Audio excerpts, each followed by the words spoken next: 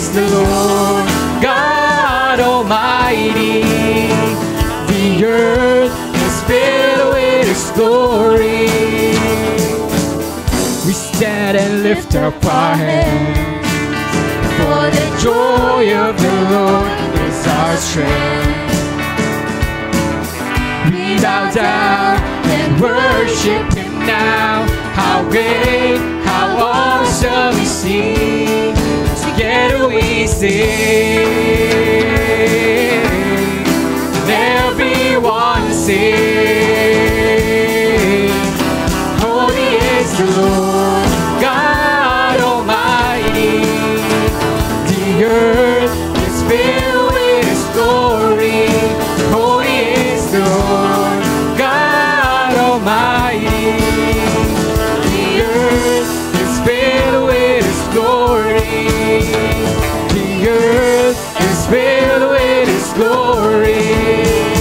It's rising up all around. It's the anthem of the Lord's renown.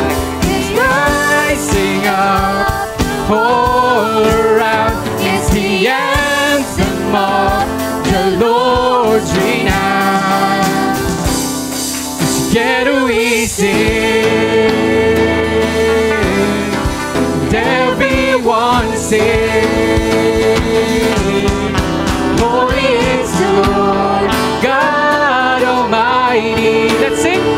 The earth is filled with His glory. Holy is the Lord God Almighty. The earth is filled with His glory. Let's sing. Holy is the Lord. Holy is the Lord God Almighty. The earth is filled with His glory. Holy is the Lord God Almighty. The earth is filled with His glory. The earth is filled with His glory.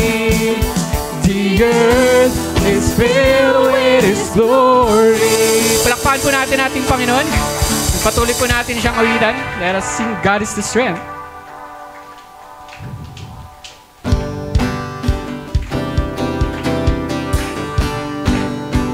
Let's sing. Why in heaven but you? There is nothing on earth I desire beside you. My heart and my strength, many times they fail, but there is one truth that always will prevail. God is the strength. God is the strength of my heart.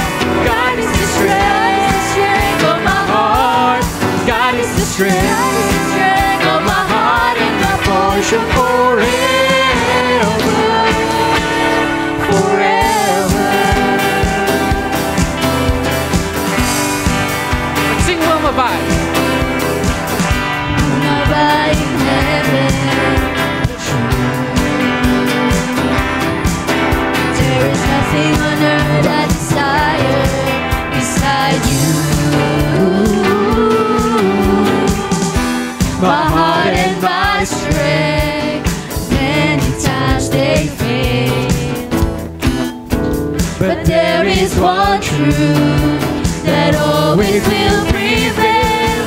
God is the strength. God is the strength of my heart. God is the strength. God is the strength of my heart. God is the God strength. is the strength of my heart and my portion forever. Let's sing God is the strength. God is the strength. God is the strength of my heart. God is the God strength is the strength of my heart. God is the strength. God is the strength of my Heart and my portion forever. forever.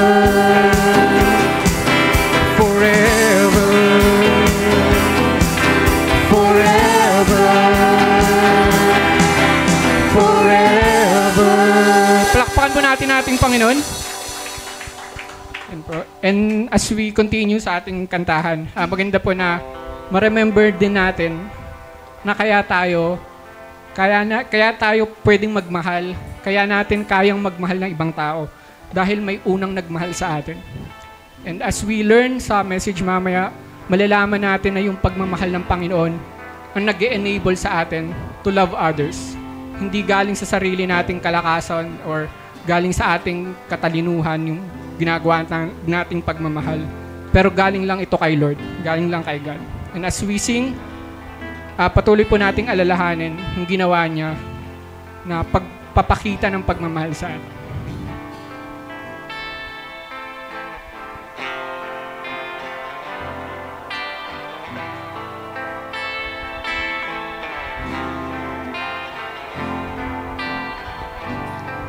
Let's sing. Oh Lord, you search me. You know my way. Even when I fail, I know you love me. Your holy presence surrounding me.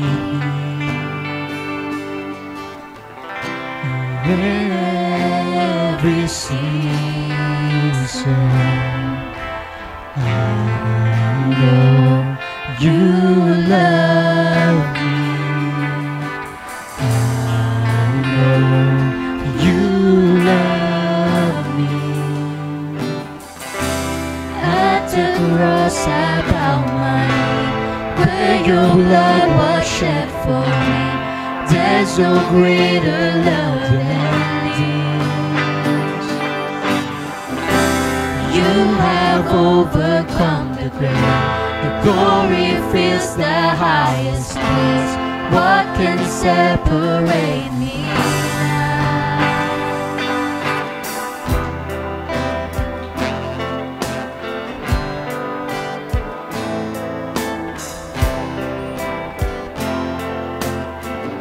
Let's see. You go before me. You shield my way. Your hand upholds me. I know you love me. I know you love. Let's sing at the cross. At the cross I bow my knee, where your blood was shed for me. There's no greater love than this. You have overcome the grave. The glory fills the highest place. What can separate me now? You tore the veil. You made a way. You said that it is done. You tore the veil. You made a way. You said that it is done. And when the earth falls from my eyes, and you stand before me, I know you love me. I know you love me. At the cross I bow my knee, where your blood was shed for me. There's no greater love than this. You have overcome the grave. The glory fills the highest place. What can separate me? Sing at the cross. At the cross I bow my knee, where your blood was shed for me. There's no greater love than this. You have overcome the grave. Glory fills the highest place. What can separate me now? You tore the veil. You made a way. When you said that it is done, you tore the veil. You made a way. When you said that it is done, you tore the veil, you made a way. When you said that it is done, you tore the veil, you made a way. When you said that it is done.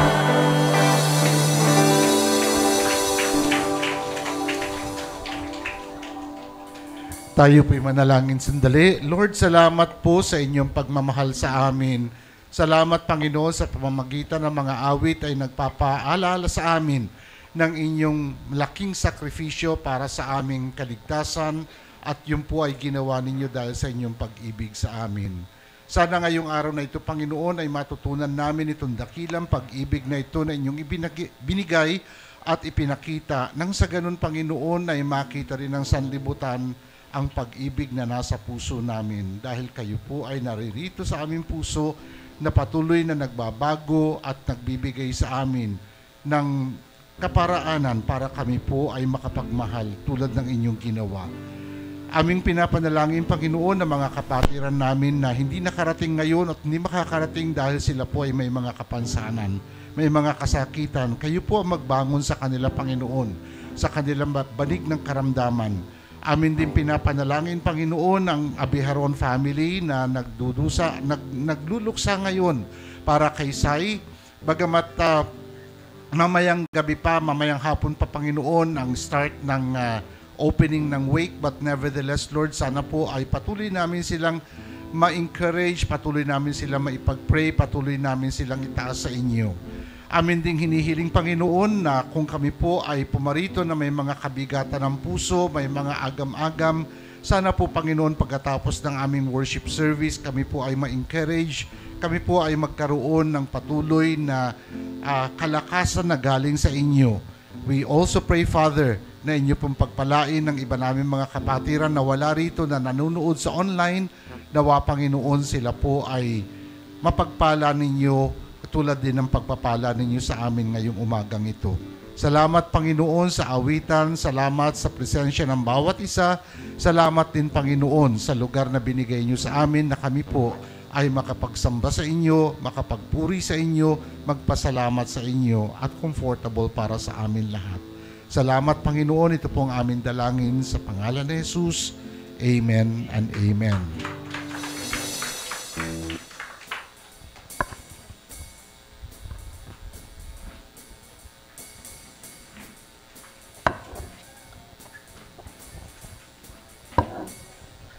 Good morning po sa ating lahat. Na-bless po ba ang bawat isa?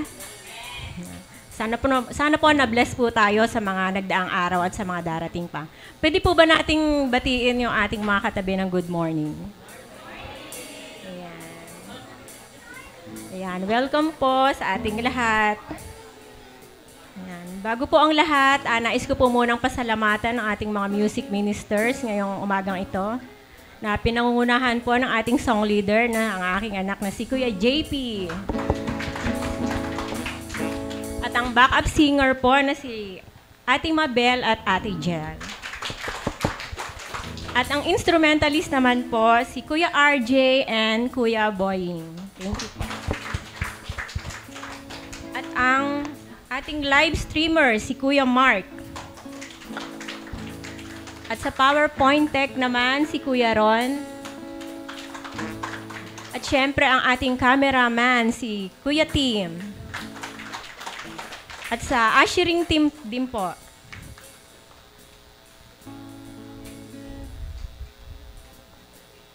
At syempre po kay Kuya Jake po, sorry.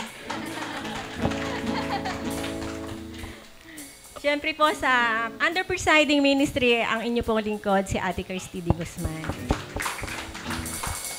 Ayan po, wala po akong hawak na first timer, pero meron po ako dito. Welcome back po kay Ate Remy Bansuelo. Thank you po at nakasama po namin kayong muli. Ayan, dumako naman po tayo sa ating mga birthday celebrants and anniversary. On August 20, magdidiwang po ng birthday si Ate Lucy Pepito. Happy birthday po, Ate Lucy. I hope you're watching. So, wala na pong anniversary. Wala na po ba akong hindi nabanggit or nabati? Kung wala na po, sige po, tumayo po tayong lahat at kamayan po natin ang bawat isa. Awitin po natin ang welcome song.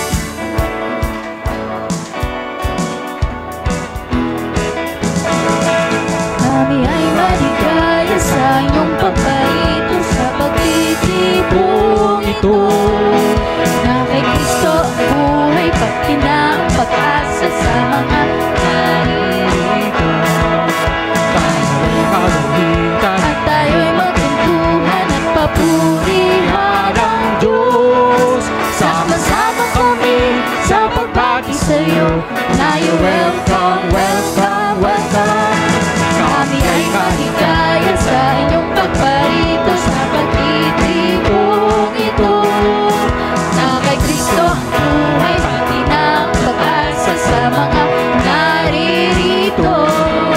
Tayo ay magawitan at tayo'y magtuntuhan at purihan ang Diyos. Sama-sama kami sa pagbati sa iyo. Tayo welcome, welcome, welcome. Sama-sama kami sa pagbati sa iyo. Tayo welcome, welcome, welcome. Sama-sama kami sa pagbati sa iyo. Tayo welcome, welcome, welcome.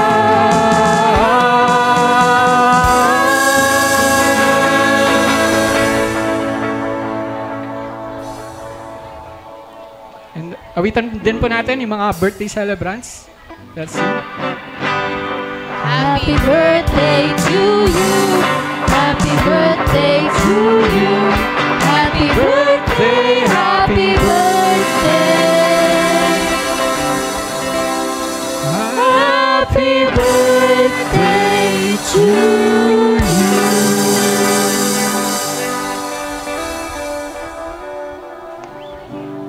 Ayan, sige po. Dumako naman po tayo ngayon sa ating mga announcements. Services and fellowships. Ang ating pong Sunday worship service ay ginaganap every Sunday, 10 a.m. here at Lovely Road Chapel. They can also watch live stream in CBC YouTube Live. Meron din po tayong midweek service online every Wednesday at 8 p.m. via YouTube Live. Meron din po tayong Sunday School, headed by Teacher Mitch. Every Sunday din po ito, kasabay ng ating Sunday Worship Service at 10 a.m. at 77 Lovely Road here at our chapel. Siyempre po, meron din po tayong Spin 180 Youth. Ito po ay ginaganap every first and third week of the month at 3 p.m. at Lovely Chapel. Ang ating po simbahan ay merong iba't ibang ministry. Nanguna po dito ay ang ating music ministry. Tech team. CBC Creatives. Sunday School. Ushering team. Presiding ministry. At cell group facilitators. If you want to serve the Lord through our ministries, you can approach our ministry leaders or participants that you know from the ministry. But we highly encourage everyone to join our cell group and attend our worship service every Sunday before joining our ministries. Join in cell groups. Our church has different cell groups. You can join according to age, gender, and availability. Meron po tayong CBC Sisters headed by Ate Beng Villanueva. Young Men headed by Kuya Tim and Kuya RJ. CBC Sunday Moms headed by Ate Yoli Mendiola and Ate Mila Mercado. Young Ladies headed by Ate Roan and Ate Bianca. CBC Friday Ladies headed by Ate B. Villanueva. CBC Dads headed by Pastor Frank Villanueva. CBC Saturday Ladies headed by Ate Tesma Pamandanan and Ate Cecil Yanga. At ang Sunday Men headed by Pastor BJ Villanueva. Tithes and offering. You can give tithes at church or through online banking via GCash, BPI, and China Bank. See the marquee above the screen for the bank details. And still available pa rin po ang ating CBC polo shirt in different sizes. At nandito na rin po sa screen ang kanilang prices. At kung gusto niyo pong mag-avail, lumapit lang po kayo kay Ate Mabel. Meron din po tayong baptism. Baptism is not a means of salvation, but a proclamation and declaration that you are a follower of Jesus Christ. If you want to get baptized, just approach Ate Mabel, Pastor Frank, or your cell group leaders. Schedule of baptism will be on August 25, 2024, fourth Sunday of the month after lunch. Place of baptism is tentative, either Pilar Village Clubhouse or Camellia Homes Classic. And reminders po sa lahat, huwag po natin kalimutan magdala ng alcohol, face mask, magsuot po tayo nito kung tayo ay may ubot sipon, at huwag din po natin kalimutan magdala ng sariling tumbler. Okay po, let's prepare our hearts for our scripture reading to be led by Ate Rosalina Marinine, to be followed by Pastor Frank Villanueva for the message.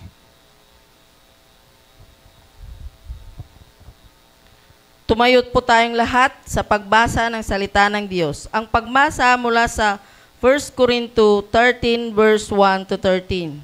Verse 1, kung makapagsalita man ako sa iba't ibang wika ng mga tao at ng mga anghel, ngunit wala naman akong pag-ibig, para lang akong batingaw na umaalingaw-ngaw o pumpyang na tumataginting. Verse 2, kung may kakayahan man akong maghayag ng mensahe ng Diyos at may pangunawa sa lahat ng lihim na katotohanan at lahat ng kalaman, at kung mailipat ko man ang mga bundok sa laki ng aking pananampalataya, ngunit wala naman akong pag-ibig, wala akong kabuluhan. Sa verse 3, at kahit ipamigay ko man ang lahat ng aking ari-arian at ialay pati ang aking katawan upang sunugin, kung wala naman akong pag-ibig, wala pa rin akong mapapala. Sa verse 4, ang taong may pag-ibig ay mapagtiis, mabait, hindi marunong mainggit, hindi hambog o mapagmataas.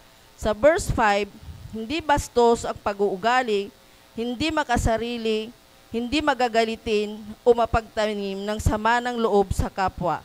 Sa verse 6, hindi natutuwa sa kasamaan, kundi nagagalak sa katotohanan. Sa verse 7, matyaga, laging nagtitiwala, laging may pag-asa at tinitiis ang lahat. Sa verse 8, may katapusan ng pagpapahayag ng mensahe ng Diyos at ang pagsasalita ng ibang wika na hindi natutunan. Ganon din ang pagpapahayag ng kalaman tungkol sa Diyos. Ngunit ang pag-ibig ay walang hangganan. Verse 9, hindi pa ganap ang ating kalaman. Ganon din ang pagpapahayag natin ng mensahe ng Diyos. Sa verse 10, ngunit pagdating ng araw na magiging ganap ang lahat, mawawala na ang anumang hindi ganap. Sa verse 11, noong bata pa ako, ang aking pagsasalita, pag-iisip, at pangangatwiran ay tulad ng sa bata. Ngunit ngayong ako'y mayroon ng sapat na gulang, iniwan ko na ang mga ugaling bata. Verse 12, sa ngayon, para tayong nakatingin sa malabong salamin, ngunit darating ang araw na magiging malinaw ang lahat sa atin. Bahagya lamang ang ating nalalaman sa ngayon, ngunit darating ang araw na malalaman natin ang lahat, tulad ng pagkakaalam ng Diyos sa atin. Sa verse 13, tatlong bagay ang nananatili, ang pagtitiwala, pag-asa, at pag-ibig. Ngunit ang pinakadakila sa mga ito ay ang pag-ibig. Purihin ang Diyos sa pagbasa ng kanyang salita. Makinig tayo sa mensahe na ihahayag sa atin ni Pastor Frank. Maaari na po kayong umupo. Thank you. Thank you, Ate Bing. Habang nagbabasa si Ate Bing, naiisip ko, siya ba yung teacher o siya yung politiko? Malapit na election sa bayan. Alam ko, meron na kinakampanya si Ate Bing, pero doon sa Pangasinan hindi taga rito. And salamat Ate Bing. Salamat din kay Ate Christy sa kanyang first time na second time na preside ngayon at unti-unti na nagle-level up. Yung mga tahimik dati, yung mga mahiyain dati ay lumalabas sa kanilang mga lungga, sa kanilang shell para sila ay makapag-serve sa Panginoon. Yun naman yung prayer natin, na lahat tayo makapag-serve sa Panginoon sa iba't ibang pagkakataon at pagkatapos po nun ay magle-level up. Katulad po yung ating mga facilitators, dati po sila ay mga estudyante, nakikinig lang sila, nagbibigay lang sila ng sagot. Ngayon sila na yung facilitators at sila na yung nagtuturo ng salita ng Diyos. We're so thankful na kasama natin si Ate Remy. Of course, kasama niya si Ella. Si Ate Remy ay nung first time tayong kumuha ng workers sa Phoebias College of Bible, siya yung pinadala ng Panginoon sa atin. And we're so glad na siya po ay nakabalik at siya po ay ginagamit na ng Panginoon sa Phoebias College of Bible. At inaanak nga namin sa kasal silang dalawa ni Pastor J. Banzuelo. Si Pastor AJ noon ay maliit pa. And of course ay hindi ko nga matandaan ko ako nagkasal Dalawa yata kami ni Pastor Alconga. Kaya nung nag-usap kami para but anyway, we praise God. Sila po ay si Ate Remy ngayon ang guidance counselor sa Phoebias College of Bible. And hopefully, prayerfully ay bigyan tayo ng Panginoon ng isang worker from there ulit para maging kabahagi natin sa music ministry. And kung magbibigay ng Panginoon, praise God. Kung hindi magbibigay ng Panginoon, ay praise God pa rin.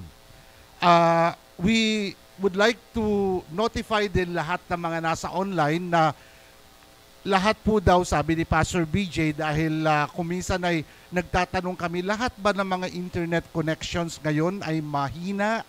Ang totoo po ay mahina lahat. Pati sila po ay may mga estudyante sila from different parts of Asia at kuminsan ay nahihirapan din sila. Kaya kung kayo po na nasa online ay nahihirapan, yun po ay dahil mahina ang internet connection, Kuya Joe. Walang problema si Dito, nandun na siya. Last week po ay yung Dito natin, nandun na rin siya. Nawala si Dito. Ngayon po ay meron na tayong Converge ang pangalan ng ating internet connection. Pero meron po tayong backup na Dito, Smart at saka TNT. Bumili na kami ng Smart at saka TNT kahapon.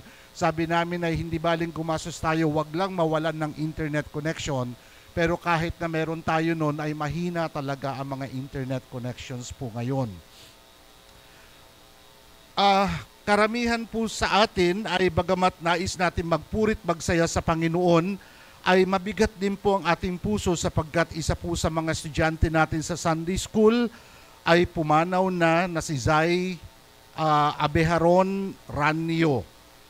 If you would remember last month or 2 months ago, last month po talagang nagpilit talaga siya na mag-testify. Sabi niya ay baka hindi nyo na ako makita at ako po ay nagbibigay ng encouragement sa inyo sapagkat siya po ay sigurado na merong pagkakilala sa Panginoon. Tapos po yun ay the second week ay nagpilit din siyang mag-celebrate ng birthday.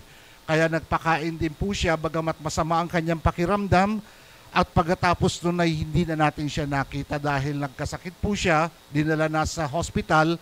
Hanggang 3 or 4 na linggo siya nandoon, nagka-pneumonia. Tapos sa last Thursday nilabas sa hospital and come Saturday morning ay nawala na siya. So alam din ng doctors na hindi talaga siya magtatagal dahil sa kanyang leukemia tapos nadagdagan pa ng pneumonia. Kaya kung kayo po ay may mga katanungan sa inyong puso, ano kaya kung kunin ako ng Panginoon ngayon? Ang pinakamagandang tanong ay, handa na ba ako? Kasi nga po ay kung hindi tayo handa, baka hindi ka na makapaghanda. Mabuti sana kung ikaw ay maghihingalo pa at pwede pang humingi ng tawad. Ay kung ikaw ay natutulog at pagkasarap-sarap ng kinain mo at pagkatapos nun ay hindi ka na nagising, ano pa ang tawad na mahihingi mo? Or actually, yung pagtanggap sa Panginoon ang pinakamahalaga. Ano ho? So, we would like to use yung life ni Zai para mag-encourage sa atin na napakaganda na sigurado ang ating relationship sa Panginoon before anything else would happen sa buhay natin. Siya po ay kasama na ng Panginoon ngayon. Of course, ito po ay hindi pambobola katulad ng ginagawa ng ibang mga tao kuminsan. Kasama na niya ang Panginoon. So when you ask them the question, paano mo sigurado? Ay, mabait siya kasi lahat ng namatay pupunta sa langit. Hindi po totoo yun. Hindi lahat ng namatay pupunta sa langit. Yung pupunta sa langit, yung tumanggap lang sa Panginoon bilang kanilang tagapagligtas at Panginoon. Ngayong pong umaga ito mga kapatid, tayo po ay magpapatuloy sa ating pag-aaral sa 1 Corinthians at ngayon po ay nasa chapter 13 na tayo. This is the greatest action done by God and could be practiced by believers as well. Ang pinakamagandang binigay at ginawa ng Diyos para sa atin. Ang title po ng ating message is Loving as God Loved Us. And of course, yung pinaka-objective po natin dito ay matuto tayo nung klaseng pagmamahal na binigay sa atin ng Diyos para nang sa ganon ay matutunan din natin kung paano magmahal tulad ng pagmamahal ng Diyos. Alam kong mahirap, siguro nasa isipan natin ay para bagang imposible, but again, with God, nothing is impossible and we could do all things through Christ by His strength and by His power sa buhay natin. Now, trivia po, meron po akong may segue dito. The Greek language has different words for each kind of love. Apat na salita po, pero actually ang ginagamit na ngayon sa modern day ay 3 na laang kasi pareho po yung dalawa. Number 1 is the word eros. Sabihin nyo nga sa akin, eros. Yan po. Ang eros po ay passionate love. Ito po ay passionate love between, I don't want to mention the word, kaya lang nga ay, ito po ay physical kind of love. It is also a patriotic love.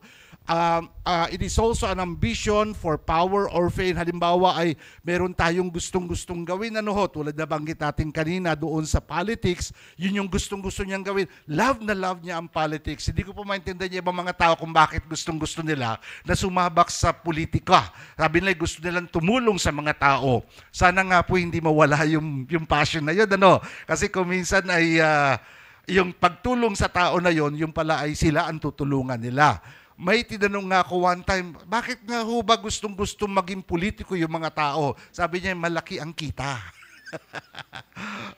Nagpapayaman. Paano mo sila nagpapayaman? Yung mga kickback at saka yung mga bigay ikaw, ganito. Tapos, paano yung mayaman yung ganito na Sabi niya, centralized na ngayon lahat ng kickback, lahat ng lagay na 30% may porsyento kung sino-sino man. So kung sa government agency, ang kontrata ay 10 million, pero gagawin nilang 13 million, yung iba pa nga gagawin nilang 30 million. Isang pupunta yun, 20 million, 10 million lang naman yung cost niyan. Ay bahala na kami for the boys. And eventually, that is divided into so many government officials, SOP na nila yon. Mabuti na lamang nakausap ko yung ating barangay captain, sabi niya, hindi ko talaga masikmura yung ganong sistema. Dito sa amin sa Pilar, na house, kasi estudyante natin at saka nakakilala sa Panginoon yung barangay captain natin dyan noon tayo po ay siya estudyante pa sa Las Piñas College. Sabi niya may fire truck na bibilihin kami. Ang cost lang ng fire truck ay 130 to 160,000. Yung ibang barangay nilalagay nila 6 million. Saan nilalagay yung pera na pagkalaki-laki? Gagastos kami siyempre, ipapa-refurbish pa namin yan, additional of 100,000, so 250,000, 6 million. Sabi niya, ang kakapal. Sabi niya, Sabi ko, Kap, keep nyo yung ganyang virtue na maging tapat tayo sa gawain natin. And sabi niya, sandali lang naman ako magiging kapitan eh. After this, ay aalis naman ako dito. And eventually, sana mag-iwan ako ng magandang pangalan. Praise God for that. Praise God. Kaya po yung ating mga government officials, we keep on praying for them. Ano ho? So, Eros, napunta na tayo sa politika kasi nga ay nabanggit ko si Ate Bing eh. Iboto. It's an inner passion also, yung desire, physical yan, and it could be focused upon good or upon bad. So, pag sinabi natin Eros, this is a physical kind of love. Sa mag-asawa or kuminsan ay halimbawa sa hindi mag-asawa, lalo nagagamit ito yung passionate kind of love kasi nga ay wala yung dalawang klaseng pagmamahal, talagang more of physical lang talaga. Parang bayaran lang talaga. Yung pangalawa na hindi masyado ginagamit ay affectionate kind of love, love between parent and child, loyal citizens, and trustworthy rulers. And then number 3, pagsasamahin natin yung number 2 tsaka number 3, filio. Sabihin nga natin yung word na filio. Filio, yan. Endearing love, mayroong talagang mayroong pagbibigay ng halaga. Love of a husband and wife, samantalang yung eros, hindi husband and wife. Ito yung love ng mga lust actually, love between brother for brother, friend for friend, cherisheth holding someone so dear to one's heart. So ito po yung pagmamahal na naibabahagi natin sa mga members of our family to a certain extent. Pero hindi po natatapos doon kasi yung pang-apat na klaseng pagmamahal is the word agape. Sabihin nga natin yung agape. Agape, this is the selfless and sacrificial kind of love. It is the love of the mind, reason, and will.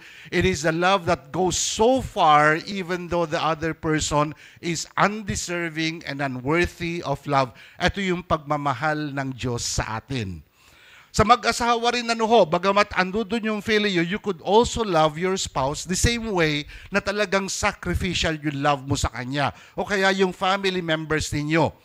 Kaya dito po meron tayong maiksing illustration dito, yung klase ng eros at saka filio at saka agape. Yung filio at saka storge, pagsamahin na natin. Kasi nga halos pareho siya. So yung sexual kind of love, ayaw kong banggitin pero nandyan na eh. Yung sexual kind of love is given to just one person. Sino yung one person na yon? Yung spouse mo. Yung spouse mo.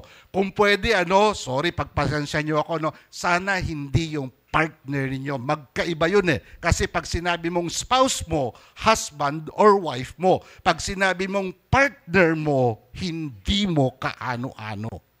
Okay? Walang legal binding doon. Kaya nga kung minsan pag meron silang pinapakilala, partner ko, okay, malinaw na. Spouse ko, okay, malinaw na. Kung minsan sabi na sa iba ay, asawa ko. Kung minsan naman, pag medyo mainit ang ulo ko, kailan kayo kinasal? Hindi ho kami kinasal, hindi mo asawa. Girlfriend mo, boyfriend mo. Alam ko, minsan may baltik din ako eh. No? Tulad yung mga kinikwento ko sa inyo, basta, ang anak na ako, anak, wag mo ipagmalaki yan. Kasi hindi ka dapat nabuntis. Remember, kwento ko sa inyo, ilan daw ka la? 16 years old. Minsan medyo brutal din ako eh. So, yung sexual kind of love is given to just one person. Yung friendship kind of love, which is filio, is given to a few people that may be your family members, that could be your friend. Dito po sa church, ay madalas nakikita natin yung filio kind of love, yung endearment kind of love. Yung close na kayo, hindi yung parang nakilala mo lang sa kanto, hindi po yun eh. Kung hindi, yung isang tao na medyo mas malalim ng pagkakilala mo. Yung agape kind of love, we give that to all people. Kaya kahit hindi natin kilala, mamahalin natin sila tulad ng pagmamahal ng Panginoon. May mga tao na binabaliktad nila. Yung love nila to all people, sexual kind of love. No? Tapos yung agape kind of love, nandun sa taas, I'll give it to just one person. Tatayo ba yung pyramid na yan? Hindi. Babagsak yan. Kaya nga po ilagay natin sa tamang pamantayan natin, yung agape kind of love, lahat ng tao mamahalin natin. For God so loved the world that He gave His only begotten Son for the world. Tapos yung Filio, there were just a few people who were very close to Him, yung kanyang apostles. Tapos yung sa unang person lamang ay of course wala namang wife si Christ. Bagamat meron sila mga sinasabi na mga blasphemous na doon sa Lord's table, doon sa Lord's Supper, meron daw isang babae doon. Hindi ko alam kung sino naman na nag-paint yun. Yung babae na yun ay si Mary Magdalene. Sabi nila, ito hindi totoo ito, asawa daw siya ni Jesus Christ. Pangsira kay Jesus Christ. Kaya ginaya naman nila doon sa Paris Olympic. I don't know how true that would be, but nevertheless, ayaw natin sausawan yun, ayaw natin pakialaman yun. So, ito po yung tatlong klaseng pagmamahal. I-focus lang natin sa tatlo, wala na yung storge. Eros, Filio, and Agape. Tatlong klaseng pagmamahal. Tignan natin sa Bible verse dito kung paano ipinakita ni Kristo at ng Diyos yung pagmamahal ng agape sa atin. Romans chapter 5 verses 8 and verse 10 saang salita ng Diyos. Pero ipinakita ng Diyos pero ipinakita ng Diyos sa atin ang kanyang pag-ibig sa ganitong paraan. Kahit noong tayo'y makasalanan pa, hiwalay tayo sa Diyos, we were undeserving, namatay si Kristo para sa atin. Karapat dapat ba siyang mamatay? Hindi. We were undeserving pero namatay siya. Kasalanan yung buhay natin. Dati, kaaway tayo ng Diyos, unworthy tayo. Pero ngayon, tinanggap na tayo, tayo mga kaibigan, na sa pamamagitan ng pagkamatay ng kanyang anak. At ngayon meron na tayong magandang relasyon sa Diyos. So itong pagmamahal na ito is the agape kind of love. Yun yung klaseng pag-ibig na binigay sa atin ng Panginoon Diyos na nais niya na ibigay din natin sa ibang tao. Siguro po ay mahirap ibigay natin to sa lahat ng tao, pero may mga tao talaga na ibinigay sa atin ng Panginoon na makakahalubilo natin sa buhay natin. Tulad po sa pagtulong natin sa world, sasabihin natin, we want to share the gospel throughout the world. Can you reach the whole world? Imposible. But there are only people that God has given you para maabot natin. Meron tayong online. It is broadcasted all over the world, but are they all watching it at the same time? No. Meron lang iba. Kaya kung minsan pag tinitignan namin yung meron tinatawag na matrix doon, ilang taon nanonood ng ating online live streaming, nakikita natin doon. Hindi naman 11 billion. Not even 1 million. Not even 1,000. Meron lang mga tao na naaabot natin. So this is not, itong love na ito mga kapatid, is not coming from eros, it is not coming from filio, but it's the agape kind of love. This is the love of God and from God towards us. And this is the kind of love that we are to give to others na ating makakahalubilo sa buhay natin. Number 1, the great importance of love. Bakit mahalaga itong pagmamahal na ito? Now, bago natin simulan yung tongues without love are meaningless, bago natin simulan yon, remember yung context ito ay ang kausap at ang sinusulatan ni Paul ay yung mga Corinthian Christians. Merong problema yung Corinthian Christians. Ang problema nila, mahilig sila sa mga sign gifts, sa mga glamorous na mga regalo. Tulad itong speaking in tongues, tapos meron pang ibang mga mababanggit mamaya Bagamat siguro sa atin, ang focus natin ay yung mga serving gifts. Paano ba ako makakapag-serve sa ibang tao sa mga natututunan natin sila? Paano ba ako magiging sikat? Paano ba ako makikilala? Paano ba ako magiging tanyag? So ito'y ina-address ngayon ni Paul at sinasabi niyang kahit meron ka ng mga giftedness na yan, kung kulang at walang pagmamahal, baliwala lahat yan. Kaya yung number 1, sabi niya dito, tongues without love are meaningless. Verse 1, if I speak in the tongues of men and of angels, binanggit ni Pastor BJ last week na yung mga tongues na ito pwedeng ibang wika or po pwedeng ibang language. Hindi ko alam sa atin dito kung merong marunong ng Chinese, pero may kausap ako na secret na sinasabi. Marunong siya mag-German, marunong siya mag-Chinese, marunong siya ng iba't ibang mga wika. Pati kung minsan, pag may nakikipag-usap na sa ibang mga, yung kapaligiran niya, na ibang dialect, naiintindihan. Hindi niya sinasabing naiintindihan niya. Pero mamaya ibubulong niya, Pastor, niloloko ako nito. Ba't niyo alam? Kasi yung kanyang sinasabi, hindi totoo yun. Naintindihan niyo?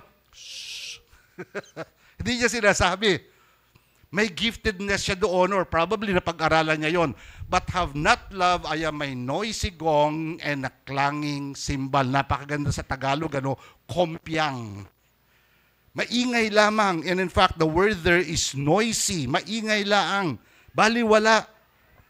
At kung minsan, marami tayo mga nagagawa na gano'n, ang dami natin sinasabi, ang dami natin ibinobroadcast, pero kung walang pagmamahal, ingay lang talaga yun nangyayari. Ingay lang talaga.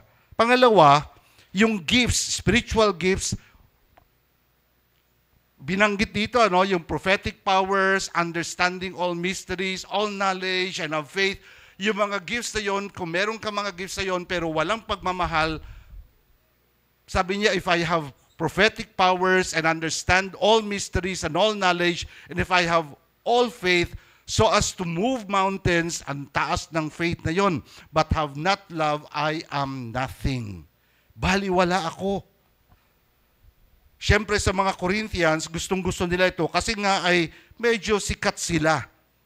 Pero sana ay mailagay din natin sa puso natin kahit na ang dami-dami nating spiritual gift na bigay ng Panginoon o kaya ay meron tayong spiritual gift na very glamorous. If you don't do it out of love, it's going to be nothing. Thirdly, giving without love profits nothing. Ito gustong-gustong ginagawa ng mga Corinthians. Ito'y gustong-gusto rin ginagawa ng ibang mga tao. Verse 3, if I give away all I have. At tanungin ko lang, if you have 10 million pesos, would you give that all away? No. Magtitira ka rin naman. Kasi sa panahon natin ngayon ay matuto ka rin mag-invest. No? Meron silang tinatawag na yung ubus-ubus biyaya. Nagkaroon ka lang 10 milyon, uubusin mo lahat. Anong gagawin mo bukas? Tutunganga ka na naman. Mamamalimos ka na naman. So the best, pag meron kang 10 milyon, pagyamanin mo yon para yung 10 milyon ay kikita pa. May principle kaming ginagawa ni Ate Bia. We want our money to work for us. Gusto nyo malaman kung paano yon? Kausapin nyo si Ate Jel. Ate Jel? Pwede, may commission tayo doon. Kasi nagtuturo sila, how would you invest your money? Meron pa tayo kung minsan na yung mga financial advisor. Of course, yun ang pangalan sa mga insurance agents. And of course, they make your money work for you. Ito sabihin ko sa inyo mga kapatid. Halimbawa, meron kang 10 milyon. Pastor, ipapasok ko sa time deposit. Huwag mong ipasok sa time deposit. Magkano yung interest mo sa time deposit? 1.6? May 1 nga. Nasa 0.6 nga yata eh. Yung isang taon mo, ay, ito lang ang kinita ng 10 milyon ko, ipasok mo sa investment na sigurado. Pastor, yung investment kasi gumagano up and down. Ipasok mo sa investment na ganun lang. Wag yung sobrang garapal naman. Gusto kong kumita na malaki. Gusto mo rin kumita ng pagkawala-wala. Kita kayong ganyan lang. Yung 10 milyon mo, magkanong kikitain? 5% per annum. 5% of 10 million, meron ka ng 500,000. Masama ba yun sa isang taon? Hindi. Kinikita mo ba yung 500,000 sa isang taon? Hindi rin. Diba? Ano may idea na yung iba? Lord, bigyan mo ako ng 10 milyon para ako'y kumita ng 500,000. Paalala, yung tithe. Magkano ang tithe ng 10 milyon? Ayaw nyo sabihin, magkano ang tithe ng 10 milyon? 1 million. Pwede niyong ibigay sa Panginoon? Pastor, pwede man tumawad? Kaya hindi kayo binibigyan ng Panginoon ng 10 milyon. Di ba? magtanim ka muna bago ka aani. Kaya nga kuminsan, chine-check ng Panginoon, checking lang yung sa atin, kasi kuminsan, Lord, bigyan mo ako ng pera, magbibigay ka ba ng tithe? Hindi ho, ba't kita bibigyan? Dadayain mo na naman ako, nanakawan mo na naman ako, magiging dahilan pa ako para magkasala ka. The best is that yung maliit, medium, malaki, wag mong ipagkait sa Panginoon yung karapatan para sa Kanya. No. Kuminsan diniisip ko nga, kung ako si Carlos Yulo, na binigyan ng halos 30 million na, ilan na yung binigay sa kanya? 90 million na lahat. Magbibigay ba ako ng 9 million sa Panginoon? Siguro if I would answer that, it would not be a problem. Kasi bigay lang naman ng Panginoon yun eh. Pero sa ibang tao, ba't ko ibibigay yun 9 million? Pinaghirapan ko yan, nagtumbling-tumbling ako. Si Pacquiao, nagpabugbog ako. Di ba?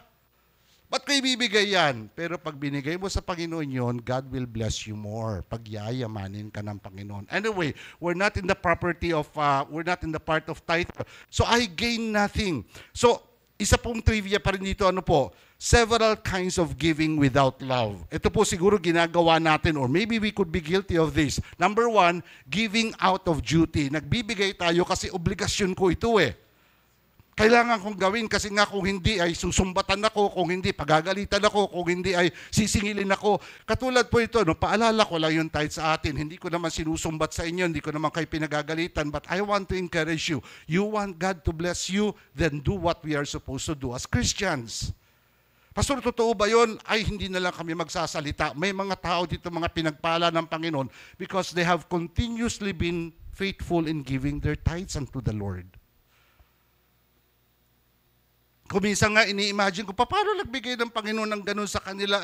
Katiting lang naman yung kanilang support, katiting lang naman yung kanilang sweldo. Paano? When they tell the story, it is God who did that for them. Number 2, giving out of contempt. Yung one is forced to give. Meron kaming kamag-anak noon, tumawag sa akin na pagkalayo-layo sila, pagkatapos tumawag sa akin, Kuya Frank, meron akong i-consult sa'yo. Ano i-consult mo? Tama ba na pilitin yung mga anak na magbigay ng kanilang support sa magulang?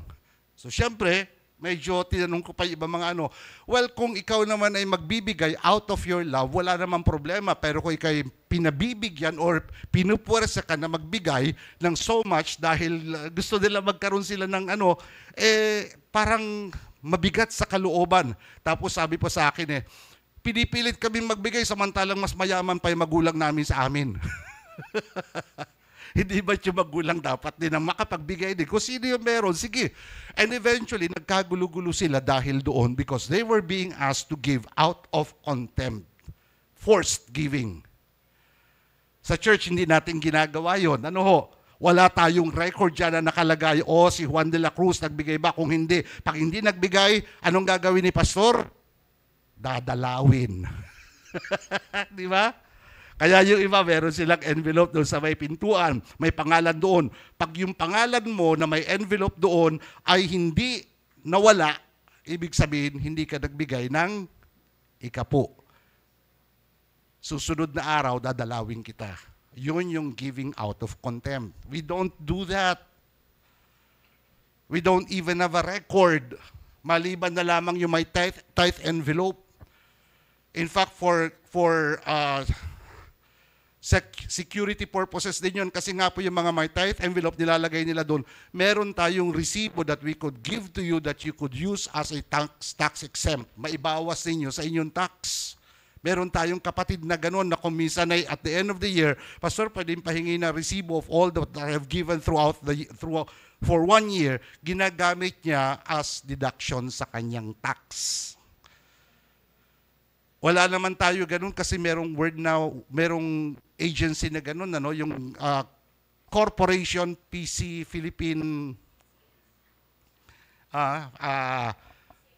PCNC ang PBS yata, gano'n, may mga nagsusupport, bibigyan sila ng receipt at yung receipt na yung gagamitin nila as a deduction for their tax. Kaya may mga institution, mga Christian organizations na madali silang kumuha ng support kasi imbis na ibayad ng company sa kanila sa government, ibibigay nila sa Christian organization, yung receipt ngayon ang ipapakita nila sa tax, bayad na po ako. Ang PBS meron yun IGSL meron yon. Binalak natin na magkaroon noon, kaya lang hindi pa panahon. Siguro pag malaki na tayo, we would probably be able to go into that. Kasi ang daming requirements.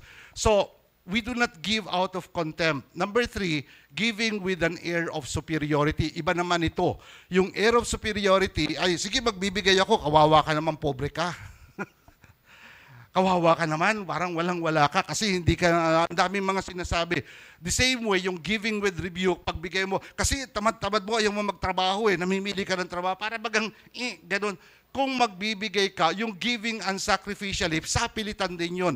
Mga kapatid, ito po yung point, 2 Corinthians chapter 9, verse 7. Each one must give as he has decided in his heart, kung ano nilagay ng Panginoon sa heart mo, not reluctantly, not any of the 5 things, or under compulsion, for God loves a cheerful giver. Mahal ng Panginoon yung mga nagbibigay ng may kasiyahan sa puso nila. May kaluwagan sa puso nila. Meron silang, Lord, it's an opportunity for me to be able to help. And God loves a cheerful giver. Alam niyo po sa ibang translation, which I would not use that, God loves a hilarious giver. Yung tuwang-tuwa siya na nakakapagbigay siya sa Panginoon. Siguro po sa mga cell groups natin lumabas yung mga spiritual gift ng iba. Kasi may tanong doon, yung giftedness ninyo. Karamihan sa atin, na-discover natin na marami palang merong gift of giving. Yung talagang nasa puso nila na magbibigay kay malaki, kay maliit na wala silang ini-expect. You know what? If you would continuously practice your gift of giving, alam niyo yung gagawin ng Panginoon, magiging daluyan kayo ng pagpapala. To the point that the more you give, the more God gives back to you. Tignan nyo yung Jordan River. Galing siya, yung Jordan River galing sa Sea of Galilee. Yung Sea of Galilee, marami siyang mga streams na pumupunta roon at yung Sea of Galilee naman ay nagbibigay ng tubig sa Jordan River. Alam po nyo, ang daming isda doon sa Sea of Galilee. Kung babasahin po natin yung Gospels, karamihan ng mga nahuhuli nila ay yung ating isda rin sa Pilipinas. Anong isda yun? Tilapia. Wala ako nabasa sa Bible na mayroon silang bangus o kaya mayroon silang karpa. Tilapia, ang lalaki. Sa River Jordan, may nahuhuli rin sila. Pagdating sa Dead Sea, malalim yun, walang pupuntahan yung tubig. Lahat ng tubig na galing sa Jordan River, doon lang pupunta. Kaya yung Dead Sea, nagiging salt siya kasi nga ay walang lalabasan. Meron bang isda sa Dead Sea? Wala. Dead nga eh. May mga microorganism pero walang kapaki-pakinabang. Microorganism, kakainin mo, iihawin mo. Wala. Ganon din sa atin, if we are a channel of blessing, God will continuously bless us. Kaya nga kumisa ng policy ng iba, dumadaan lang naman sa akin yung blessing na yun para ibigay sa iba. And of course, when we do that, we have to be wise also. Wag naman yung parang tayo ay ATM. Pag may nangailangan, ikaw naman ay, sige lang, mga kapatid, mag-iisip din naman tayo. Ano ho? So ito po yung first principle natin. Giving of goods or giving of ministry or even giving of your life should be done out of love. Not because of compulsion, not because of duty, not because mayabang ka, hindi para merong kang dahilan para ikaw ay mang-sermon, hindi yung para bagang ang sakit sa kalooban mo, kung hindi, gusto kong ibigay, pag binigay ko na, thank you Lord that you made me a channel of your blessing.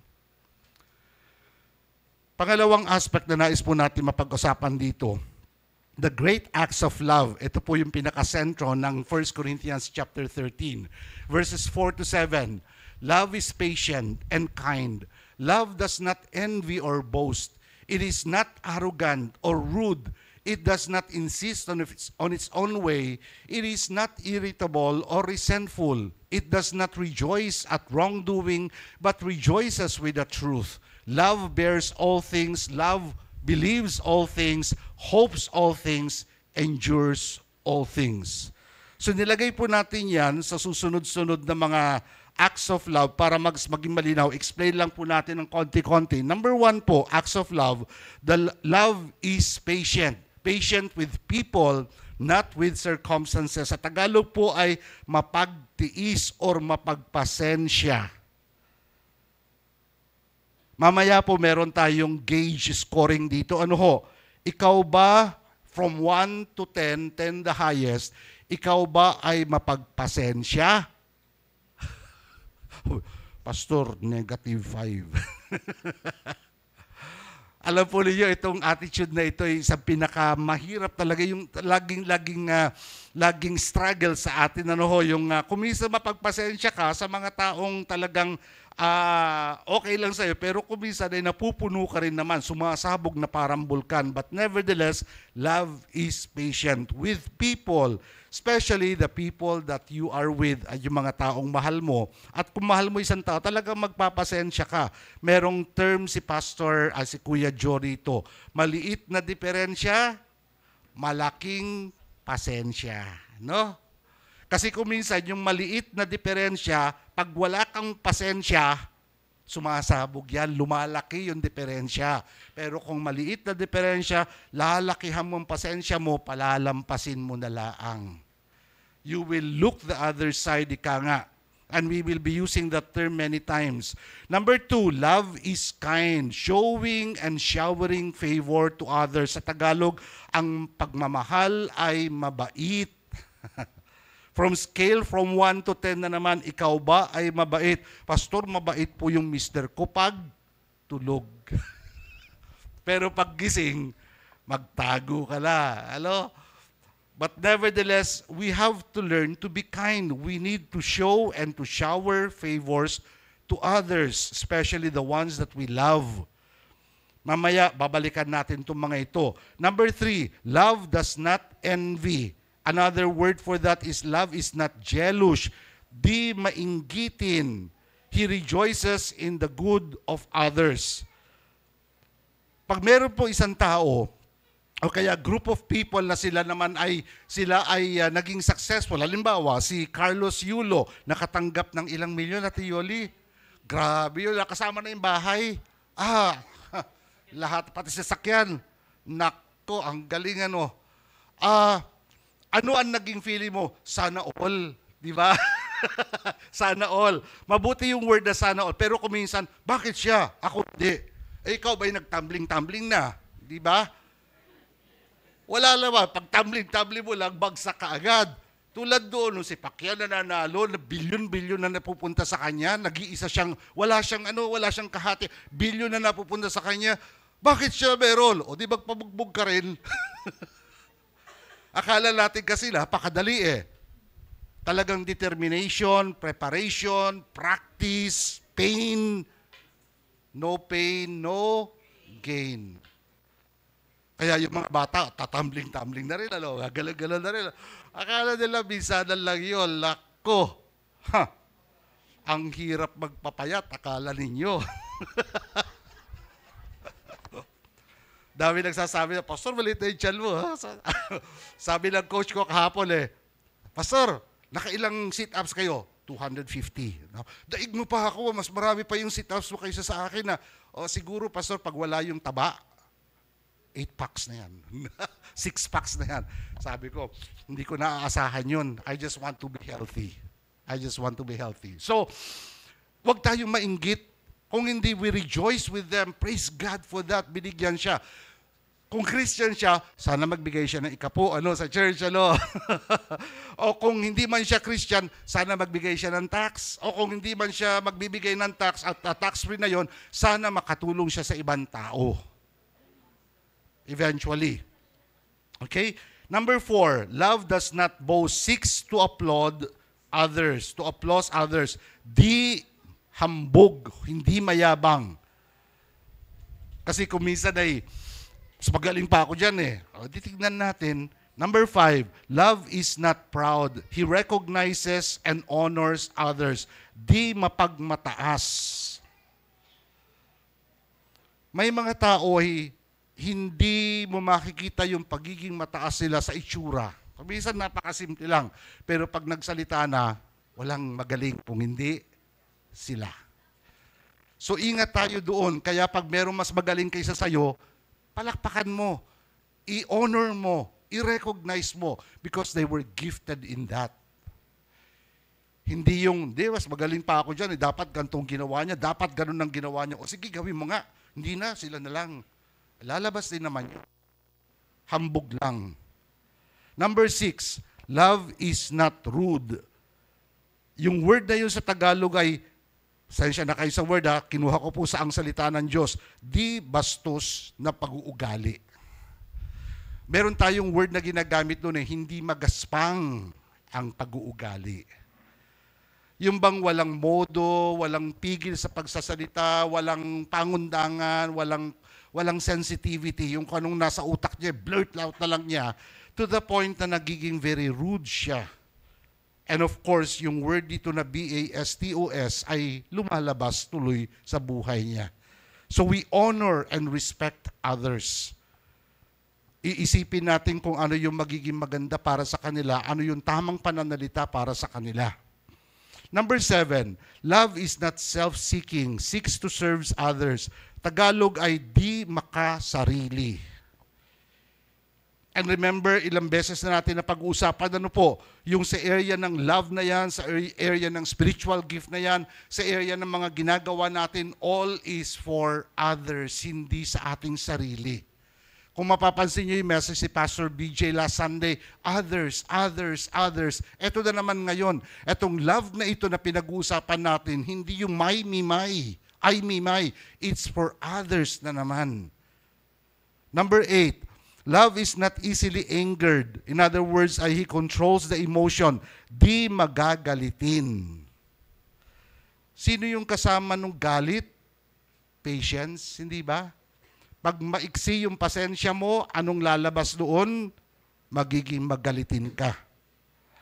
Number 9, love keeps no record of wrongs. Ibig sabihin na he forgets the wrongs.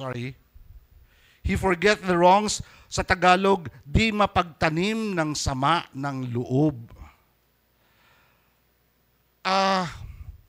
Meron yung iba na yung ang tawag dito ay yung stamp saving. Halimbawa, may nagawa kang kamalian, pasensya ka na, nagkamali ako, lalagay niya yung mali niya, sulat niya, ginawa niya ito, lalagay niya sa drawer. Pag napuno na yung drawer, pag binuksan niya, anong mangyayari? Magliliparan lahat siya. Alam mo ba, nung tsonjo, babanggitin niya. Kaya mga kapatid, pag ang tao nag-sorry na sa iyo, i-wipe out mo na, burahin mo na. Burahin mo na, wag na natin i-record yung kanyang mga kamalian, lalo na pag nag-sorry. Pag hindi siya nag-sorry, patawarin mo na rin siya for your sake. Pero maganda, doon sa nagkamali, humingi rin tayo ng sorry sa tamang panahon. Kasi nga kung hindi, ay hindi tayo burado sa ating kasalanan at kamalian. Number 10, love does not delight in evil. Di natutuwa sa kasamaan. And love rejoices in the truth. Natutuwa sa katotohanan. In other words, love does not delight in evil, he restores others. Yung sinabi ng Panginoon, thou shall not, phrase na yon, thou shall not conquer evil with evil. Wag mong labanan, wag mong pantayan yung masama sa pamamagitan ng paggawa ng masama, kundi gumawa ka ng kabutihan. Kaya ngayon number 11 dito, gumawa tayo at matuwa tayo sa katotohanan. He becomes courageous in truth. In other words, babanggitin niya, ituturo niya, ibubulgar niya yung katotohanan in spite of the danger. Of course, with tactfulness. Number 12, love protects and bears all things. It covers up. Sa Tagalog ay matyaga. In fact, yung word na yun, parang mali yung matyaga, pero yun ang nakalagay dito, yung protection and saka yung bearing all things, it covers up. We look the other way again. We look the other side. Pag merong ginawa isang kamalian, imbis na patulan mo, pasensyahan mo muna, look the other way. Have a blind eye. Maliban na lamang kung na-affecto na yung iba at hindi lang ikaw. Number 13, love always trusts, eager to believe the best, laging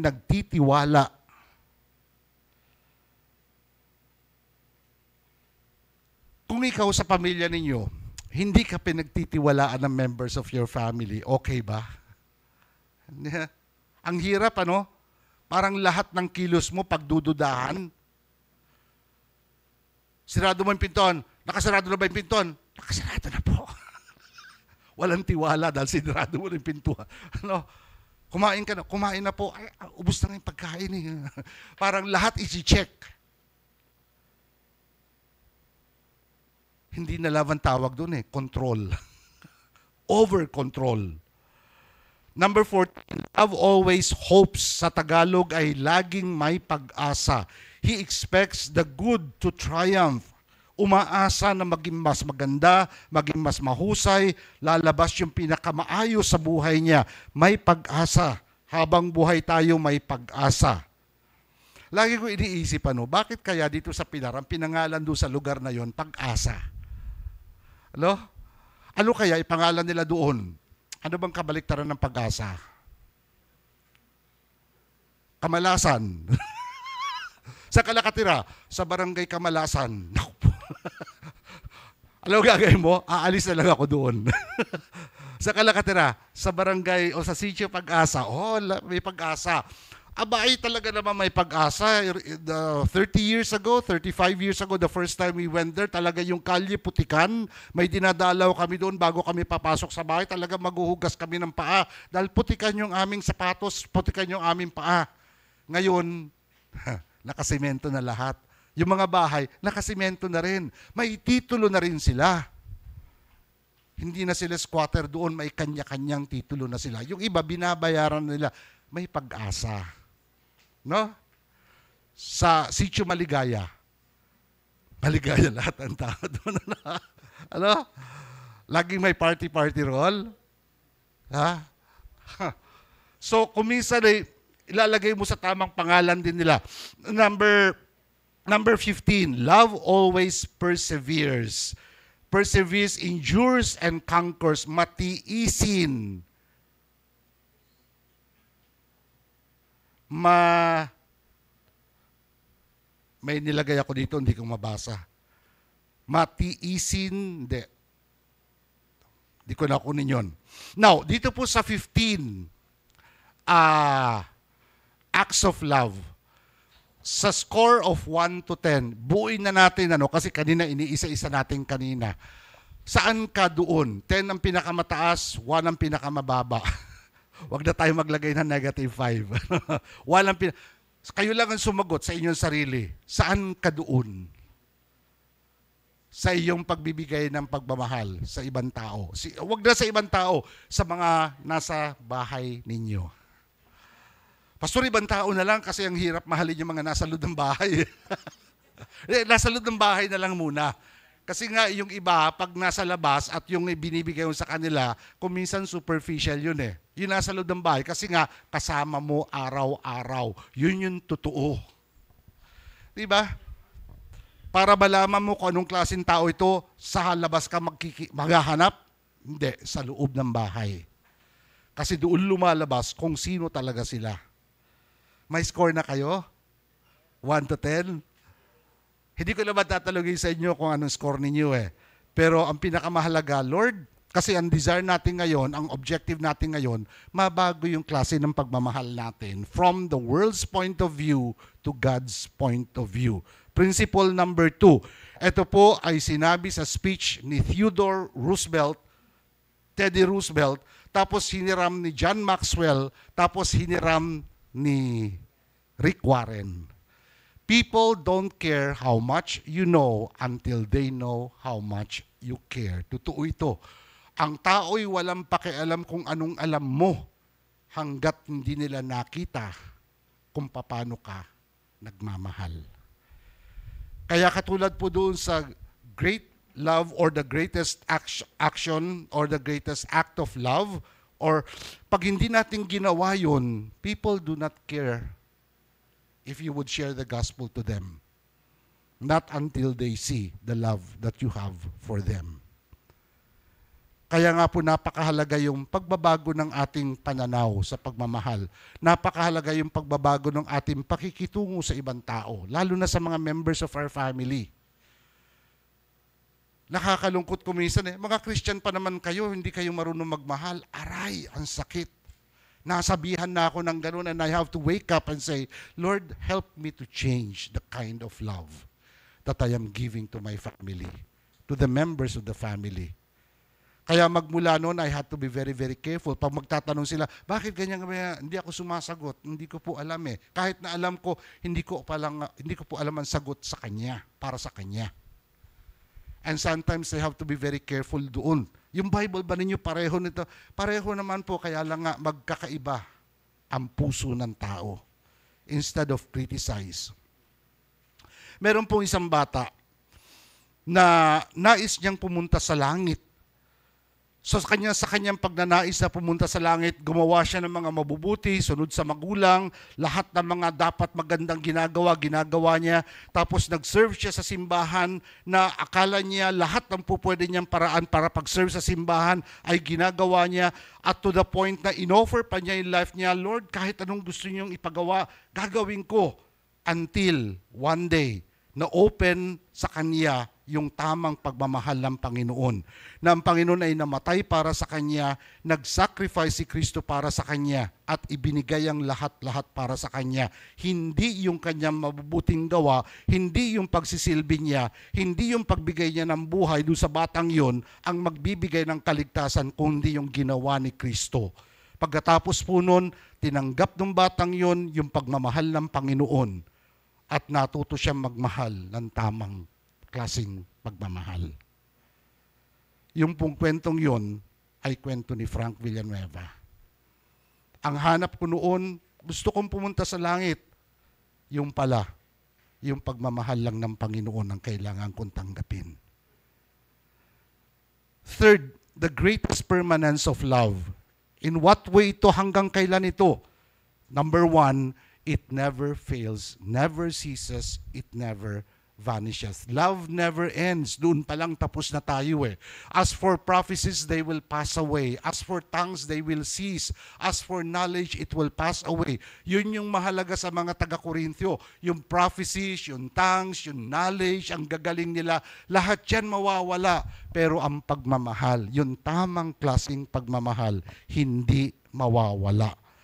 And of course, parang isipin mo, wala naman, paliwanag mo pa. Papaliwanag ni Paul ngayon. Number 2, it is perfect and complete, verses 9 to 10. For we know in part and we prophesy in part.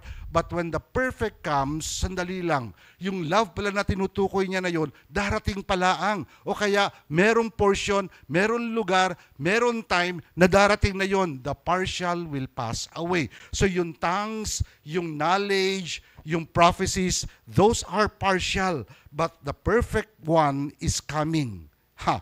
May note ako dito. No person knows all things. Kasi nga, partial However, a day of perfection is coming, and when it comes, only that which is perfect will stand and endure. Ano yun? Time and event. So siguro tinatanong natin, Pastor, ibig ba sabihin wala pa tayo ng agape kind of love? Meron na. Meron na. Mamaya bubuklurin natin lahat yan. Number 3, it is mature in behavior, verse 11. When I was a child, I spoke as a child. I thought like a child. I reasoned like a child. Anong tawag sa kanya dito? Pag child, ang kanyang utak, yung kanyang pagsasalita, yung kanyang reasoning, may word tayo dun childish. Di ba? Immature. Meron ba mga ganyan ngayon? Marami, mga kabataan. Sandali lang, hindi lang kabataan, pati yung mga matatanda, naisip, bata. Di ba? Kasi childish Ibig sabihin, alam nyo kung minsan natatawa ko, pag nag-gather yung mga lalaki, inoobserbahan ko lang sila, hindi naman ako sumasawsaw. Pag nag-gather sila, kung ano-anong pinag-uusapan. Pag-uusapan nila yung mga chicks, pag-uusapan nila yung mga bulahan nila, yung mga experience nila. To the point na kung minsan, pag panuurin mo, lalo na kung lasing, parang mga bata. Nagbubulahan sila. When I became a man, nag-mature na siya, I gave up childish ways. So nag-mature na siya. So this day will come when love is perfected between God and man and between man and man. In other words, wag na tayo magbulahan. Let's face the truth. May kamatayan, may langit, may impyerno, may demonyo, mayroon Diyos. May buhay na binigay sa atin ng Panginoon Diyos na pagyamanin natin. May talents na binigay sa atin ng Panginoon Diyos na gamitin natin sa Kanyang gawain. Huwag na tayo magbiruan. Kung isipin nga natin si Saya, no? Ilang taon si Saya? 12. Namuhay siya ng 12 years. Yung 3 years niya, pinaglaban niya sa kanyang leukemia. Remember naman yung kanyang testimony nang pumunta sila sa doktor. Sabi ng doktor, you have only a few days to live. Yung few days na yon turned to be 3 years. Paano ginawa niya sa life niya? Pinagyaman niya. I want to know the Lord. I want to serve the Lord. I want to glorify the Lord. I want to worship the Lord. I want to learn everything about the Lord. Alam niyo, nung nag-scripture reading dito one time, meron siyang partner yung si Saya. Si Zach at saka si Sai. Nagulat ako, ang gagaling magbasa. Ang gagaling merong feelings yung kanilang pagbasa. Sabi ko, matalino itong batang ito. Which of course, yes. Kaya lang nga, Lord, bakit si Zai pa? Bakit hindi na lang yung iba na walang... Hindi Pinagyaman ng Panginoon yung batang yun. Nakakapanghinayang pero plano ng Panginoon Diyos. So eventually we would mature and hopefully we don't have to wait for heaven. Did you know that heaven would start now? Eternal life will not be when we die. Eternal life when we gave our life to Christ. Di ba? Kaya nag-worship service tayo kasi dito sa lupa, iba nga lang yung setting natin, iba nga lang yung kasama natin, iba nga lang yung klima natin, iba nga lang yung ating mga internet connection. But this is what heaven looks like. Eventually, when we go up to heaven, iba na yun. But this is already part of eternity. Kaya wag natin hintayin. Naku, pag pumunta ako sa langit, wag mo nang hintayin yun. Ngayon pa lang. Pagyamanin na natin yun. Pag pumunta ako sa langit, pagsiserbihan ko, ngayon pa lang, pag pumunta ako sa langit, mag-worship ako ng pinakamagandang worship. Ngayon na yun. Huwag na natin hintayin pa yun. Dahil pagdating doon, iba naman yun. Number 4. It is face-to-face with God and others, perfect consciousness and knowledge. Yung others na yun, other believer. Verse 12, for we see in a mirror dimly. But when face to face, now I know in part, then I shall know fully, even as I have been fully known. We only see and know God and God and truth in part. May mga questions tayo, hindi ba? Pagdating natin sa langit, may tatanungin ako sa Panginoon. But the day is coming when we shall know God even as He knows us perfectly. In other words, pagdating natin sa langit, nakasama na natin ang Panginoon, baka hindi na tayo magtanong kasi meron na tayong sagot. In fact, isa sa mga tatanungin ko sa Panginoon, Lord, ano kaya nangyari sa buhay ko kung ang father ko ay buhay? Yung blood father ko. Kasi I only had him for 7 months. Mechanical engineer siya. So sabi ko, mas magiging maganda kaya ang buhay ko? I wouldn't know. But I would ask the Lord, what could have happened to my life kung buhay siya? Siyempre, ang daming mga what if. Ano ho? So, pagdating natin sa langit, alam na natin lahat, perfect na yung situation natin. Principle number 3, love is perfect. It is the primary trait between God and believers in eternity. Nais ng Panginoon na maging maganda yung relationship natin. Kahit na ano nangyayari sa buhay natin. Na mind yung mga kapatid, kahit na mag-backslide ka, mahal ka pa rin ng Panginoon. Kahit na namumuhay ka sa kasalanan, mahal ka pa rin ng Panginoon. Kaya anong ginagawa niya, yung turo sa Hebrews, pag mahal ka ng Panginoon, anong gagawin niya? May palo siya. Hindi dahil sa galit, kung hindi palo para to remind you, to call you back to Him. Kaya yun yung love relationship natin sa Panginoon. And is far superior to the spiritual gift and abilities. So, higit pa kaysa sa mga ginagawa natin ngayon. We will see this in heaven. Now, in heaven, we will not need spiritual gifts. Giving, anong ibibigay mo? Lahat binibigay na ng Panginoon eh. Yung pagkain natin doon, pipitasin lang natin doon sa tabi ng ilog, no? Tapos may fiesta tayo doon. Yung ginagawa natin every Sunday dito, doon every day. Walang mataas ang sugar, walang mataas ang cholesterol, walang mataas ang uric acid, no? Ang gagaling namin nila Kuya Jo, kami mga tatlong lolo, walang mataas sa amin. Ano, Ate Angie? Normal lahat ang aming mga blood chemistry. Ano, Kuya Jo? Hayaan nyo, pagdating sa langit, talagang wala na yun. Kung may lechon man, wala nang cholesterol. Eto pagdating sa langit, may buhok na ako. Ate B, ano mas maganda? Nung may buhok ako, nung wala? Sabi niya, walang pareho. So we will see this in heaven. In heaven, we will not need spiritual gifts. So lahat po yung spiritual gift na binigay sa atin ng Panginoon, dito natin maia-apply. Kung hindi mo ginawa, habang andito ka, sayang naman.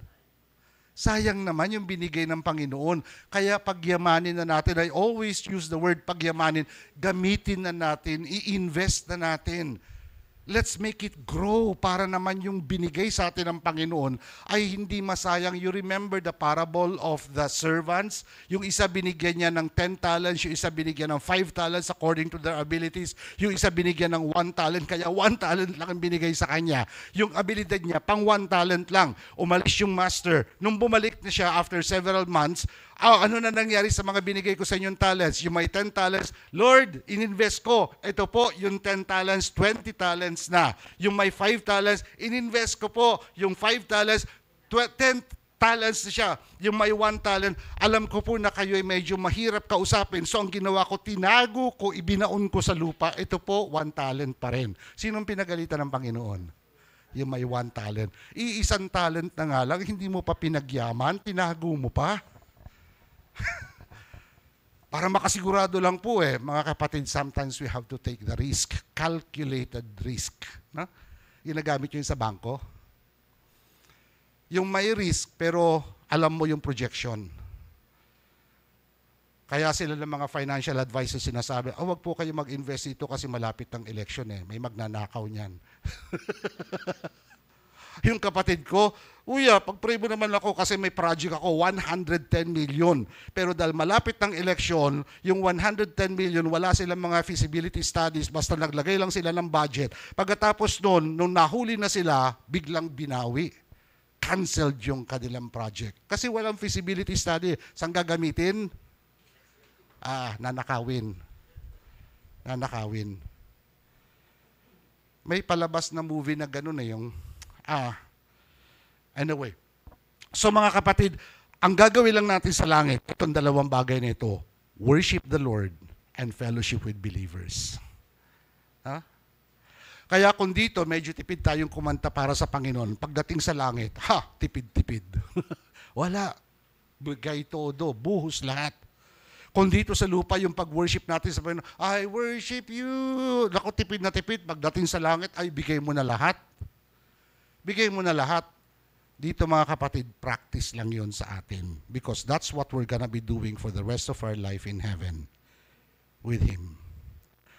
Number 4, last natin, the great supremacy of love. Last verse. So now, faith, hope, and love abide. These three, but the greatest of these is love. The object of faith and hope will be fulfilled and perfectly realized in heaven. Ibig sabihin, hindi na natin kailangan ng faith. Hindi na natin kailangan ng hope. Nasa perfect place na tayo Anong nandoon? Yung love. The godlike virtue is everlasting. Kaya kung dito ay meron damot, may pag-aaway, may inggit, may kung ano-ano, pagdating sa langit, wala na lahat yun. Why can't we, by the grace of God, live like heaven on earth? Start natin sa bahay natin. O to be specific, start mo sa asawa mo. Naku, pastor, hindi nyo kilala yung asawa ko. Yung nga kaya kailangan. No? Hindi ko alam kung sino magsasabi ninyo, lalaki o babae. Ha? Babae. Lagot ka mamaya pag uwi mo sa Joke lang at Mila. Kasi yung mga lalaki, mas marami man sablay. Ha? Mga lalaki, mas marami man sablay yung mga lalaki? Ang mga babae, walang sablay? Marami. Marami.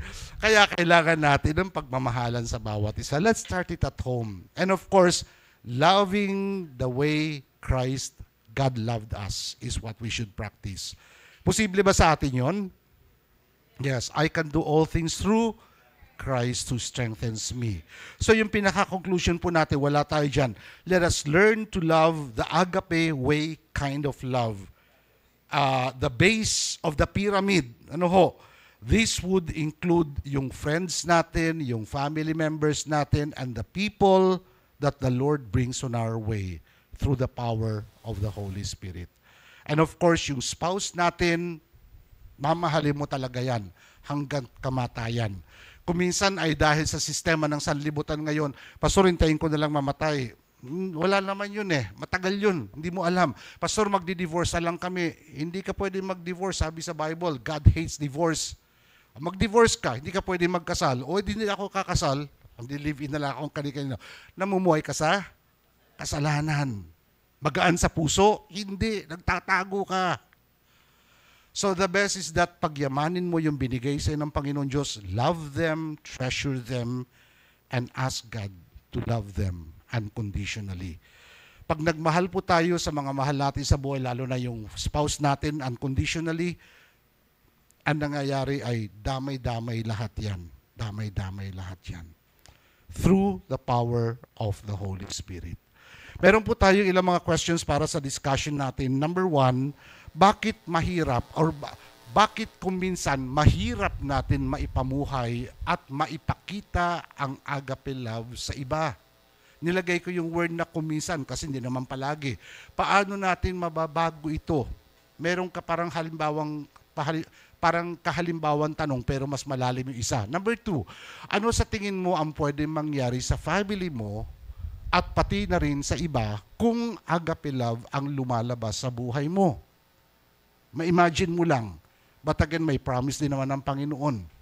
Number 3, paano magiging posible ang God's kind of love na magiging permanent sa atin hanggang umuwi tayo sa langit?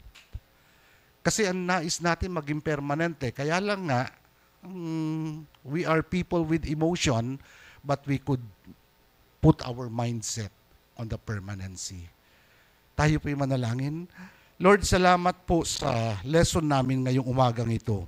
Tulungan niyo kami, Panginoon, turuan niyo kami na magmahal tulad ng pagmamahal ninyo sa amin. And in fact, Lord, yung topic namin ngayon, loving as God loved us.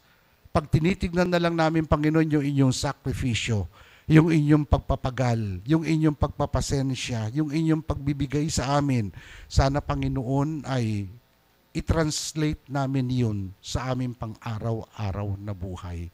Hindi yung kami, ako, yung gusto ko ang mangiral, kung hindi, anong pwede kong maibigay sa iba. Sa mga taong dapat kong mahalin, sa mga taong binigay ninyo sa aming buhay, sa mga taong pinasasalubong nyo kami, para nang sa ganon makita nila si Kristo sa aming buhay. Thank you, Lord, sa inyong patuloy na gagawin. Thank you sa inyong pagkilos sa aming mga buhay. Change us, Lord. Sana po paglabas namin dito mamaya ay ang pag-ibig na lumalabas sa isipan namin, hindi yung eros, hindi yung phileo, kung hindi yung agape kind of love. And of course, maibibigay namin yung karapatang phileo, yung karapatang eros sa taong dapat namin pagbigyan nito. Salamat, Lord, sa pangalan po ni Jesus, aming dalangin. Amen and amen. Bago po tayo magwakas, tayo po ay tumayo lahat para tayo po ay manalangin para sa ating pagbibigay ng ating ikapu sa Panginoon. Ay, by the way po pala, ano po, ang mayroon pong necrological service bukas ng alas 8 ng gabi sa MIPS Mary Immaculate Parish. Sa Moonwalk po yun. Hindi po sa harapan, simbahan po yung harapan. Sa likod po ay meron po doon memorial chapels. So, 8 o'clock ng gabi, kung kayo po ay available, please join us. Tapos meron din po necrological service ng Saturday, 8 o'clock ng gabi rin po. So I would presume na ang libing ay Sunday morning. So hindi rin tayo makakapunta ro dahil worship service natin. But of course, they know that also naman. Kuminsan kasi may hinihintay or kuminsan ay may pangangailangan na kailangan punuan. Tayo po'y manalangin para sa ating offering. Our Heavenly Father, salamat po sa inyong patuloy na pagpapala sa amin throughout the week, throughout the month, na out of that, Lord, ay sana'y mapagtiwalaan namin kayo to give you what belongs to you, yung 10%. Tulad po nung napag-uusapan namin kanina, madaling magbigay ng 10 piso, madaling magbigay ng 100, 1,000, 5,000, pero pag milyon na yung pinag-uusapan, parang ang sakit. Pero Lord, wala sa halaga yun. Ang habol ninyo ay yung puso namin. Kaya napakaganda rin, Panginoon, sa maliit, magsisimula kami. Pag lumaki na, hindi na question kung anong ibibigay namin sa inyo. But nevertheless, Lord, ngayong umagang ito, tanggapin po ninyo ang aming ikapo sa inyo. We thank you for how you have blessed each person sa kanilang mga trabaho, sa kanilang mga negosyo, how you provided for them. And we also pray, Father, na kayo pa ang patuloy na magbibigay, magpapala sa kanila para lalo sila makapagbigay sa inyo. We also pray, Father, that you would bless each and every one of us, Lord, sa aming pag-uwi mamaya-maya. Nawa, Panginoon, ay bitbitin namin yung aral na aming napag-usapan ngayon. At nawa, Panginoon, sa inyong biyaya, sa inyong grasya, baguhin ninyo yung klase ng pagmamahal na ibibigay namin, lalong-lalo na sa mga members of the family namin. At sana, Panginoon, mag-extend ito sa aming komunidad para nang sa ganun ay makita nila ang ibang klaseng pagmamahal. Yun yung agape kind of love, is sacrificial kind of love towards them. Salamat, Lord, sa inyong gagawin sa mga buhay namin. Huwag po ninyo kami lalampasan, Panginoon, bagkus ay sana patuloy kaming makaranas ng inyong pag-ibig, ng inyong pag-aalaga, ng inyong pagpapala sa buhay namin. Nang sa ganun ay maibigay din namin sa iba. Salamat, Lord, sa pangalan po ni Jesus amin dalangin. Amen and amen. Pwede po ba nating palakpakan ang ating Panginoon sa ating narinig na mensahe? And as we continue to celebrate yung pagmamahal ng Panginoon, patuloy din natin siyang bigyan ng awitan at masayang puso ng pagbibigay ng papuri. So patuloy pa tayong umawit, let us sing Mahal na Mahal Kita.